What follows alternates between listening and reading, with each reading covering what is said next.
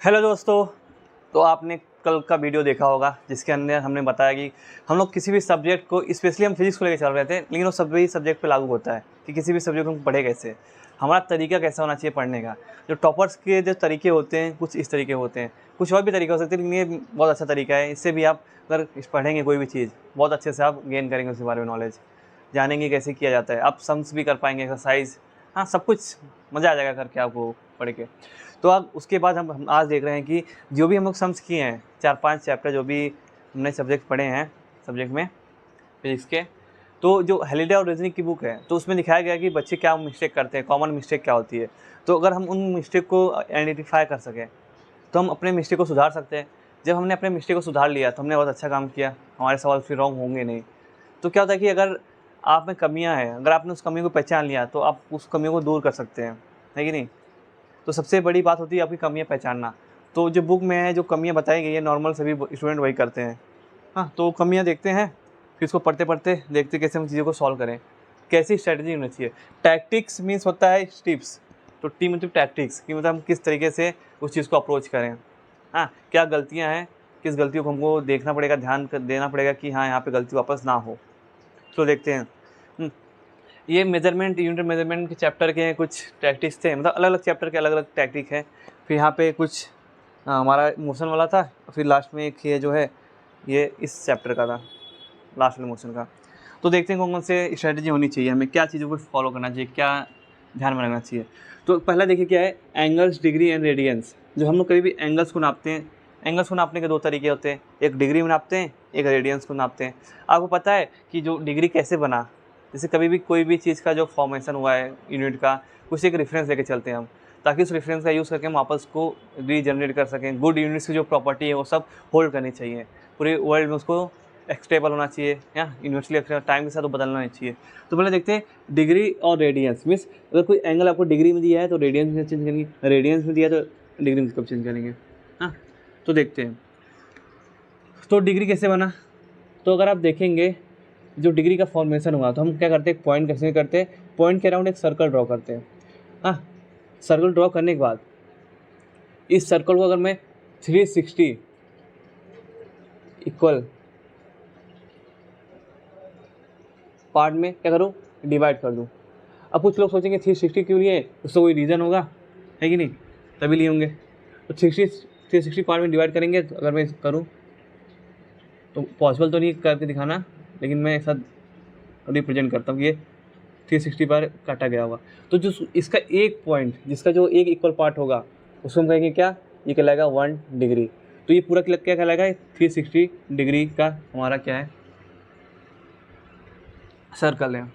तो ये होगा डिग्री। अब रेडियन क्या होता है, जब आप एंगल मेजर करते हैं। हाँ, जो एंगल अगर आप देखें कि किसी सर्कल में अगर हम कोई सर्कल ड्रॉ करें, कोई आर्क है, इसके बीच में तो कोई ये जो रेडियस होती है, मान लीजिए स्मॉल आर है, ये आर्क होता है, आर्क। तो जो एंगल थीटा होता है, ये एंगल क्या होता है, आर्क अपॉन ये जो लेंथ में से रेडियस यहाँ पे आएगा, रेडियस। तो ये जो आर्क का लेंथ है अगर रेडियस से डिवाइड करते हैं तो एंगल मिलेगा और थीटा मिलता है। तो आपको पता है अगर मैं पूरा सर्कल की बात करूँ तो ये जो पूरा सर्कल जो है आर्क लाएगा, आर्क ये हो जाएगा सर्कमटेंस ऑफ द सर्कल, परिधि, जो सर्कल की परिधि होती है क्या हो जाएगी, 2 पाई आर। तो अगर मैं यहाँ रख दूँ 2 पाई और आर, नीचे आर, रेडियस के आर से 8 कट जाएगा तो थीटा क्या मिल जाएगा हमको, 2 पाई। हाँ, तो देखिए पूरे सर्कल का जो एंगल है वो क्या है, 2 पाई है। और ये जो तरीका होता है इसको बोलते हैं रेडियन, इसको हम लोग स्मॉल सी से ऊपर दिखाते हैं, इसका मतलब रेडियन है। ये जो एंगल है हमारा ये रेडियन के फॉर्म में है, नंबर के फॉर्म में। तो जब हम कभी भी एंगल अप्लाई, तब हम रेडियस का और एंगल का यूज़ करके मल्टीप्लाई करते हैं तो हमेशा हम उसको मैक्सिमम का रेडियन यूज़ करते हैं, है नहीं। तो अभी आपको रेडियन से फैमिलियर होना पड़ेगा, डिग्री तो बहुत यूज़ कर चुके हैं, अभी रेडियन का भी यूज़ बहुत होगा आगे। तो एक पूरे सर्कल में 2 पाई रेडियन होता है और 360 डिग्री होता है। Means 360 degree equal to 2 pi radian, है कि नहीं। तो अगर मुझे किसी डिग्री को रेडियन में बदलना है या रेडियन को डिग्री में बदलना है तो क्या करेंगे। तो 11 के चैप्टर का जो पहला चैप्टर है उसमें होता है कि रिलेशन बिटवीन डिग्री और रेडियन, मैथ्स में। तो कैसे क्या चेंज करते हैं तो देखेंगे, इसमें लिख सकता हूँ 360 इंटू 1 डिग्री, हम सब जगह ऐसे ही कहते हैं यूनिट के लिए, इंटू 2 पाई रेडियन। तो 1 डिग्री में कितना रेडियन हो जाएगा, 2 पाई बाई 360 रेडियन। तो एक पाई में, 1 डिग्री में कितना, 2 पाई बाई 360 रेडियन होता है। और जो पाई की वैल्यू होती है, पाई बहुत स्पेशल नंबर है, हाँ 3.14, और भी आगे होते हैं, और इसको लिख सकते हैं 22/7, दोनों जो यूज़ करना रहता है करते हैं। तो पाई एक ऐसा नंबर है ना कि ये ना ये इररिपीटिव, मतलब रिपीट नहीं होता, जिसके पॉइंट जो लास्ट में 3 पॉइंट के बाद जो भी आते हैं नंबर, जिसे हम लगते हैं 3.33 बार बार आता है, तो ये रिपीट होता है और क्या है, नॉन टर्मिनल है। तो यहाँ पे जो पाई होता है ये नॉन टर्मिनल होता है, मतलब ये नंबर आते जाते हैं, हाँ, और नॉन रिपीटेटिव, मतलब कुछ नंबर देखेंगे कुछ टाइम बाद जाके एक मान लीजिए 5-6 अंक तक आएंगे, फिर उसके बाद वापस उसी को रिपीट करेंगे, तो उसको बोलते हैं रिपीटेटिव, हाँ। और टर्मिनल मीन्स जिसे हम डिवाइड करते हैं तो डिवीजन हो जाता है, जब नॉन टर्मिनल को आता है जब डिवीजन ना हो, कुछ ना कुछ हमेशा नंबर आते रहे, तो ये नॉन टर्मिनल है और नॉन रिपीटिव है, मीन्स इसमें कोई पैटर्न फॉलो नहीं होता है। तो पाई बहुत स्पेशल नंबर है। तो ऐसे यहाँ से पाई की खोज ही होती है। कैसे हुई थी कि हमने क्या किया था, एक कोई मान लीजिए रस्सी है, उसको हमने एक सर्कुलर फॉर्म बनाया था, एक रेडियस लेके, जितना भी रस्सी यूज़ हुआ था उसका जो हमने डायमीटर है, जैसे अभी इसको बनाने में इसका कुछ वैल्यू होगा 2 पाई आर, या इसको पाई डी बोलो, फिर इसका जो डायमीटर है उससे अगर मैं इसको डिवाइड कर दूँ तो जो हमको वैल्यू मिलती है उसको कहते हैं पाई। ऐसे पाई की खोज हुई थी। तो 2 पाई 1 डिग्री में 2 पाई बाई 360 रेडियन होता है। अगर चाहे तो उसको कन्वर्ट कर सकते हैं, 2 इंटू 3.14 पाई डिवाइड करेंगे तो कुछ ना कुछ वैल्यू आ जाएगी रेडियन में। और अगर ऐसे ही हमको क्या करना है, ये हुआ डिग्री से रेडियन में चेंज, अगर मुझे रेडियन से डिग्री आना है तो इस हो जाएगा 2 पाई, रेडियन होता है 360 डिग्री, तो एक रेडियन इक्वल टू 360/2 पाई। तो एक रेडियन को हम कैसे चेंज करेंगे डिग्री में, ऐसे मल्टीप्लाई बाय 360/2 पाई। इसको और सॉल्व करेंगे तो पाई बाई 80 हो जाएगा, पाई बाई 80, 1 डिग्री में पाई बाई 80 रेडियन होता है, और यहाँ सॉल्व करेंगे तो 180/पाई, एक रेडियन में इतनी डिग्री होती है। तो मैक्सिमम हमको डिग्री को रेडियन में कन्वर्ट करना पड़ता है। इस एग्जाम्पल के तौर पर ले सकते हैं आप, अगर मैं बोल लूँ कि 30 डिग्री कितना रेडियन होगा, हाउ मच रेडियन, सी मतलब रेडियन कितना होगा, तो क्या करना है आपको पता है कि 1 degree equal to pi by 180 radian होता है। तो कभी भी जब सम करते हैं ना, ज़्यादा कन्फ्यूजन की बात नहीं होनी चाहिए, पाई को हमेशा ऊपर रखते हैं। कभी भी जब डिग्री को रेडियन में चेंज करेंगे ना, पाई ऊपर आता है, तो पाई बाई 80 है, क्या लिखिए 80 बाई पाई या पाई बाई 80, तो कन्फ्यूजन होता है। तो याद रखिए जो पाई आता है हमेशा ऊपर आएगा, है कि नहीं। तो 1 डिग्री में इतना होता है, 30 डिग्री क्या जाएंगे, तो इससे 30 डिग्री क्या जाएगा हमारा, 30 डिग्री हो जाएगा पाई इंटू 180 इंटू 30 डिग्री, ये पूरा रेडियन में चेंज जाएगा। तो इसे काट देंगे, 6 हो जाएगा यहाँ पे, तो पाई अपॉन 6 ये हो जाएगा रेडियन में। तो पाई का हो जाएगा 3.14 डिवाइड बाई 6, तो जो वैल्यू आएगी रेडियन में आएगी, है कि नहीं, डिवाइड कर लेंगे तो रेडियन का बहुत यूज़ है आगे, हाँ। तो ये हो गया रेडियन में चेंज। ऐसे आप किसी भी रेडियन को डिग्री में चेंज कर सकते हैं। तो ये हो गया कन्वर्जन या रिलेशनशिप बिटवीन एंगल्स, किस में नापते हैं लोग, डिग्री और रेडियन से, ये हो गया। तो कभी भी ज़रूरत पड़ सकती है कब किस में चेंज करना हो तो आपको आना चाहिए। और रेडियन क्यों ऐसा आया हमने बता दिया रीज़न। तो मैं जब कोई भी चीज़ बताता हूँ उसके पीछे का कॉन्सेप्ट बताता हूँ क्यों आया, हाँ, इसका यूज़ क्यों है, ये चीज़ें बहुत जरूरी होती हैं किसी मतलब स्टूडेंट को समझाने के लिए या समझने, किसी को भी, मुझे भी स्टूडेंट जैसे हूँ, मुझे भी समझने के लिए ये सब आसानी होती है। इसके पीछे का कॉन्सेप्ट, अगर इससे मैं कोई चीज़ पढ़ा रहा हूँ अगर वो बता दो कि उसके पीछे का रीज़न क्या है तो और फ़ायदेमंद होता है। जैसे जब हमारे सर पढ़ाते हैं हमको, अगर वो क्या कर रहे हैं कि कोई भी टॉपिक पढ़ाने से पहले उसके पीछे जो किसी ने जो उसके ऊपर कॉन्ट्रीब्यूशन दिया है, किसी साइंटिस्ट का नाम बता दिए, उसका क्या कैसे क्वालिफिकेशन था, कैसे कैसे उन्होंने संघर्ष किया है, फिर ये जो टॉपिक पढ़े हमें ज़रूरत क्यों पड़ गई, अगर इस तरह से अगर हम पढ़ाएंगे तो सामने वाले को बहुत इंटरेस्ट आता है पढ़ने में, है कि नहीं। और बाकी बीच में थोड़ा सा हंसी मजाक होना चाहिए ताकि बोरिंग ना हो। तो पहला हम लोगों ने समझ लिया, पहला टैक्टिक समझ लिया। अब trigonometric function, trigonometric function 9th class में आ जाता है, अब हम लोग 11th क्लास में। तो आपको पता है साइन थीटा, कॉस थीटा और टेन थीटा सब आपको समझ में आना चाहिए कैसे क्या होता है। अगर इसका ग्राफ, आप ग्राफ भी देखेंगे साइन थीटा कॉस थीटा का, साइन थीटा ग्राफ कुछ इस तरह से आता है, इस साइड में उल्टा भी आता है, ये साइन थीटा थीटा, और कॉस थीटा का ग्राफ कॉस 0 पे 1 होता है, ये 1 होगा, ये मैक्सिमम वैल्यू 1 है और मिनिमम वैल्यू -1, इसके बीच में वेरी करता है। जैसे कॉस थीटा यहाँ से स्टार्ट होता है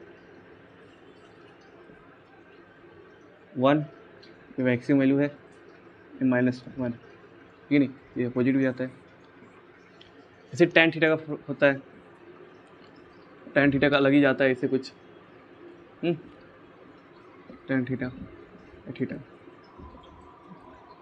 tan थीटा को आप अक्सर बना सकते हैं हर वैल्यू को चेक करके। अगर मैं थीटा पे जब कभी आप ग्राफ ड्रॉ करते हैं तो 3-4 पॉइंट लेना होता है, तो उसके बाद एक पैटर्न मिल जाता है, उसी लोकस से बना देना रहता है, आपको एक कर्व मिल जाता है। तो साइन थीटा की जो वैल्यू होती है, साइन थीटा ये -1 से छोटा बड़ा होके 1 के बीच में वेरी करता है।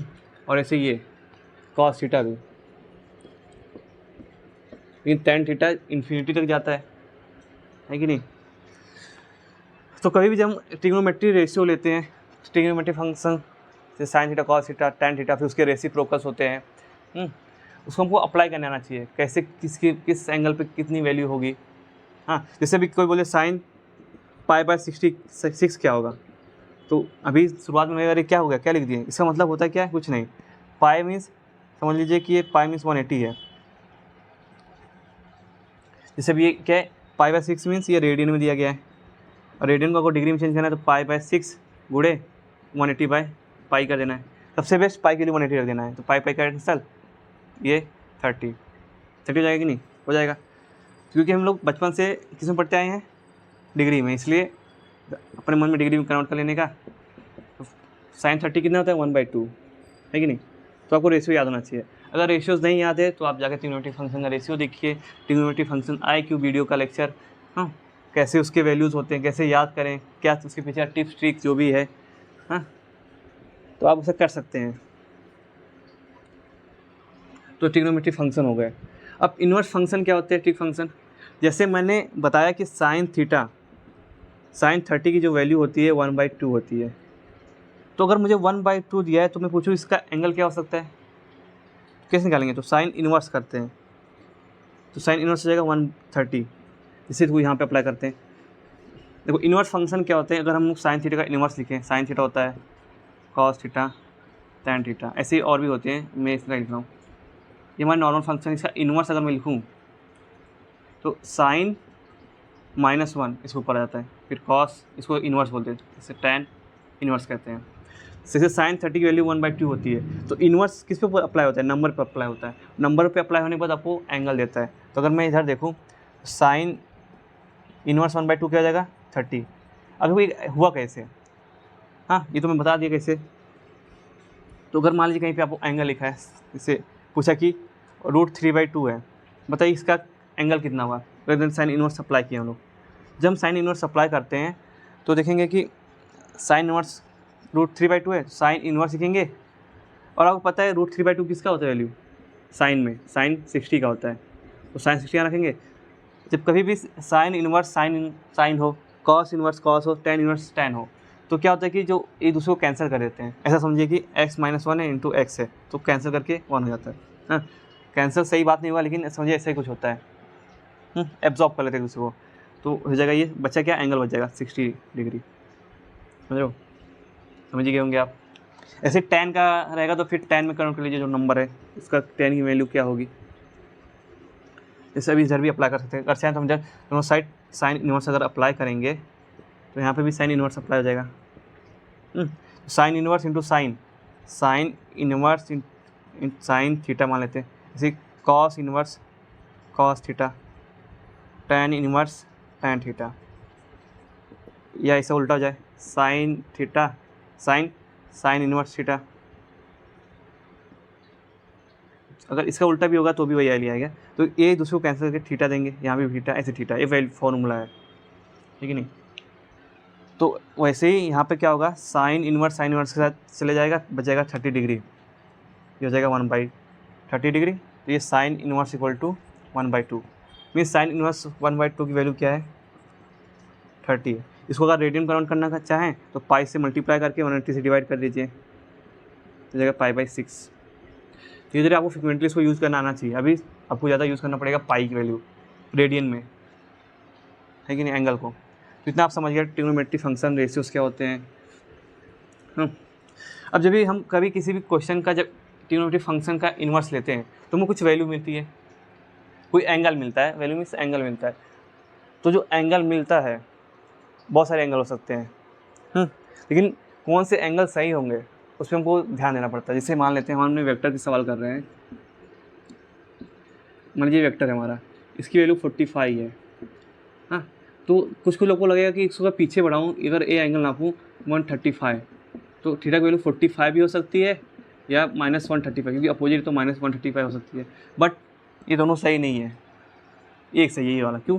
एंगल जो हमारा ये वेक्टर है कैसा है, इस डायरेक्शन में, तो ये डायरेक्शन में लेना है। ये जब हम इसको अपोजिट नाप रहे हैं, इसका मतलब हम लोग ये उल्टे डायरेक्शन में नाप रहे हैं वेक्टर को, जो कि हमारा वेक्टर का डायरेक्शन चेंज हो रहा है, जो भी हमारा वेक्टर ही चेंज हो रहा है, मतलब ये वैल्यू अप्रोप्रिएट नहीं है, ये सही है कि नहीं। तो अगर देखें 45 एंगल अगर मैं 360 से जोड़ दूँ तो भी एंगल सेम रहेगा। देखिए इसी एंगल बना दिया मैंने, इस पॉइंट, ये जो है ये एंगल है थीटा। अगर मैं वापस इसी घूम पे यहाँ पे आऊँ तो देखेंगे 30 गया, थीटा था, फिर थीटा, फिर यहाँ से वापस गया, घूम के आया, मीन्स एक पूरा सर्कल हुआ 360।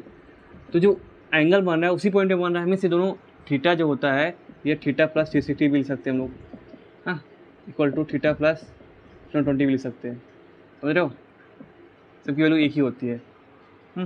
तो जब कभी भी जब आप सवाल सम करें, आपको जो थीटा की वैल्यू आए, अगर वो 0 से 180 के बीच में हो, वेक्टर में 0 से 180 के बीच में है तो ही सही है कि नहीं। 360 भी आ सकता है, 0 से 360, लेकिन वेक्टर में 0 से 180 के बीच में होता है। और मैक्सिमम कोशिश करें कि जो आपको एंगल हो एंटी क्लॉकवाइज हो, मीन्स कभी भी हम जब वेक्टर नापें एक्स एक्सिस से नापें, और क्या होना चाहिए, एंटी क्लॉकवाइज, और ये तभी थीटा होगा पॉजिटिव, थीटा वैल्यू पॉजिटिव आएगी, है कि नहीं। तो ये बात हो गई। कभी इससे क्या होगा, कभी कभी सम करने में कन्फ्यूज़न नहीं होगा। तो हमेशा एंगल को अभी जब तक आप सीख रहे हैं, थीटा को हमेशा कहाँ से आना है, एक्स एक्सिस को, पॉजिटिव एक्स एक्सिस से, एंटी क्लॉकवाइज डायरेक्शन में। जब आप बहुत इसमें काबिल हो जाएंगे 1-2 साल पढ़ने के बाद, तब आप कहीं से भी जो भी मन करे ऐसा कर सकते हैं। अभी लेकिन आपको शुरुआती में हमेशा यहाँ से चलना है। धीरे धीरे करते करते सब आपको तरीका मालूम पड़ेगा कि क्यों हम ऐसा लेकर चल रहे हैं, क्या हम दूसरी तरीके से ले सकते हैं। जैसे एग्जांपल के तौर पे देख सकते हैं, अगर मैं मान लूँ ये हमारे पास वेक्टर है, यहाँ पे है, ये एंगल थीटा है, जैसे ये एंगल थीटा है। तो जैसे अब मैं हूँ, मैंने बहुत बार इसको प्रैक्टिस किया है, तो मैं पूछूँ इसका एक्स कंपोनेंट क्या होगा, मान लीजिए इसका ए एक्स, मान लीजिए ए वेक्टर ए है, तो ए एक्स कंपोनेंट क्या हो जाएगा, मैं लिख दूंगा ये क्या है, इस साइड है सेकंड क्वाड्रेंट में। अगर मैं इधर देखूँ ए, तो ये जगह ए एक्स, थीटा यहाँ पे, तो इसके साथ 90 माइनस थीटा। तो मैं अगर इसका कंपोनेंट निकालूँ एक्स एक्सिस पे, तो ये जगह कॉस 90 माइनस थीटा, ये जगह ये माइनस क्यों लगा रहा हूँ, क्योंकि मैंने माइनस एक्सिस की ओर लेके रखा है, इसलिए माइनस में अपने आप सेट कर रहा हूँ, तो जगह माइनस ए एक्स कॉस थीटा। तो इसका कंपोनेंट क्या हो जाएगा यहाँ पे, माइनस ए एक्स कॉस थीटा। अगर ए वाई तो कॉस थीटा है, तो ए कॉस थीटा, एक साइन थीटा हो जाएगा, साइन नहीं, यहाँ पे आएगा ए एक्स साइन थीटा आ जाएगा यहाँ पे, क्योंकि कॉस 90 माइनस, फिर ए वाई कंपोनेंट क्या हो जाएगा, ये हो जाएगा ए वाई साइन थीटा। अभी वाई डायरेक्शन में प्लस, तो हम लोग इसे कुछ प्लस ही रहेगा, तो कुछ ही जरूरत नहीं है। हाँ, क्योंकि माइनस हमने अलग से ऐड किया खुद से, क्योंकि ये सेकंड कोऑर्डिनेट में था, क्योंकि ये माइनस एक्स एक्सिस की डायरेक्शन में आ रहा था। लेकिन अगर मैं डायरेक्टली से नॉर्मल जो फॉर्मूला हम यूज़ करते हैं, अगर हम इसको एक्स एक्सिस है वहाँ पे एंगल, तो क्या जाएगा, ये एंगल थीटा यहाँ से था, तो यहाँ जाएगा 90 प्लस थीटा इस वेक्टर का। तो अगर हम इसको अप्लाई करें तो ए एक्स क्या जाएगा, हाँ, ए एक्स हो जाएगा ए कॉस 90 प्लस थीटा, है कि नहीं, क्योंकि इसका हमारे एक्सिस के साथ एंगल क्या है, 90 प्लस थीटा। कभी भी जब एक्सिस के अलॉन्ग नापते तो क्या होगा, वही एंगल के साथ लेके चलते हैं कॉस थीटा के साथ, तो जगह ए कॉस 90 प्लस थीटा होता है minus sine theta, minus sine theta को अपने माइनस आएगी नहीं, क्योंकि हमने एक्स एक्सिस के लेके चला। फिर ए वाई जगह A sine theta, sine 90 plus theta X axis से, तो जगह A sine 90 minus theta, sine theta होता है, sine 90 plus theta sine theta होता है। तो देखो इसमें अपने आप आंसर आ गया ना, कोई कन्फ्यूजन वाली बात ही नहीं, आपको कुछ और ध्यान देने की जरूरत नहीं पड़ी। तो वैसे इसलिए ऐसा करते हैं, शुरुआत में अगर आप सीख लेंगे तो अभी ऐसा करेंगे। मैं उसके बाद अप्लाई करता हूँ मैक्सिमम, लेकिन जब कन्फ्यूजन होती है तो सेकेंड मेथड यूज़ करता हूँ, जो हमें अप्रोप्रिएट आंसर रहता है, कन्फ्यूज़न दूर हो जाता है। तो यह भी हमने समझ लिए। इससे भी देख सकते हैं कि आपकी जो वैल्यू आती है, मान लीजिए आपके पास वैल्यू आ गई किस साइन, जो भी थीटा की वैल्यू है, मान लीजिए कोई पूछे 1 का बताइए साइन इनवर्स लेंगे, अगर मैं साइन 1 का साइन इनवर्स लूँ तो मुझे कुछ ना कुछ वैल्यू मिलेगी। तो उसकी वैल्यू बहुत सारी हो सकती है। अगर मैं इधर 1 पे एक लाइन ड्रॉ करूँ तो मुझे यहाँ पे वैल्यू मिलेगी, ये भी वैल्यू मिलेगी, ये भी यहाँ पे वैल्यू मिलेगी, है कि नहीं? ऐसे ही हम निकालते हैं ना। अगर हमारा जो आउटपुट है 1 है तो मुझे इनपुट निकालना, क्या करते हैं हम उसको लाइन ड्रॉ करते हैं, तो देखेंगे यहाँ पे भी कट करा है, यहाँ पे भी कट करा है, यहाँ पे कट करा है तो वैल्यू कितनी है 90 डिग्री होगी। यहाँ पे 360 प्लस 90, 360 प्लस 90 डिग्री। तो सभी वैल्यू सही है, लेकिन हमको कौन सा लेना है, 0 से 360 के बीच में लेना है मेरे, और वेक्टर में 0 से 180 के बीच में बताया हूँ मैं।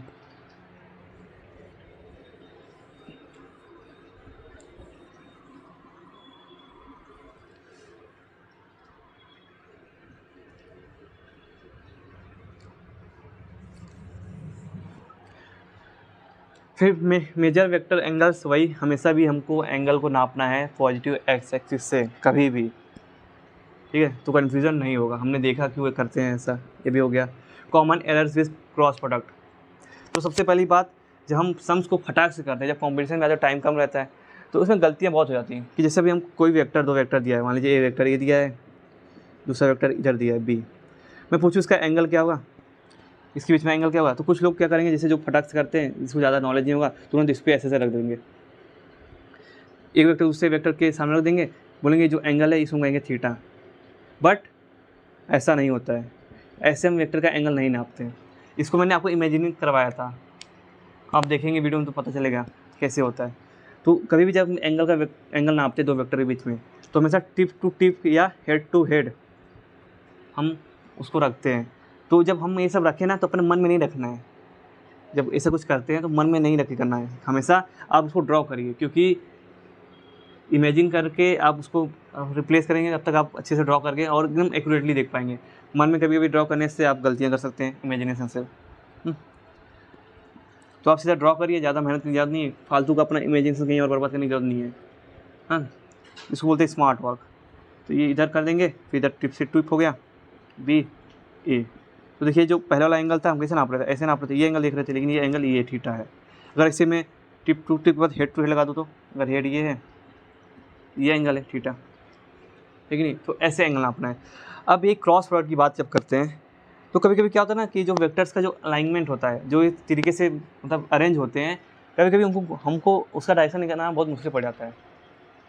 तो बहुत लोग क्या करते हैं कि लगता है कि उनको मैं अपने हाथों को ऐसा घुमा रहा हूँ, लेकिन वो मन में घुमाते हैं, वैसा लगता नहीं कि सच में घुमा रहे हैं, जैसे सोचते हैं हाँ मैं घुमा रहा हूँ, तो उनको डायरेक्शन लगता है कि ये डायरेक्शन होगा, बट वो असली में उसको घुमाते नहीं है। जैसे मैं ए क्रॉस बी की बात करूँ, तो ए क्रॉस बी ऐसा घुमाना पड़ेगा कि हाँ ये एंगल इधर है, बी क्रॉस है इस साइड। तो कभी कभी ऐसा अरेंजमेंट हो जाता है ना, जैसे मान लीजिए ऐसे वेक्टर हो गया, मुझे इस साइड से ए वेक्टर से बी की ओर जाना है, तो कैसे कन्फ्यूज़न होता है ना, ऐसे जाएँ ऐसे जाएँ, समझ रहे हो?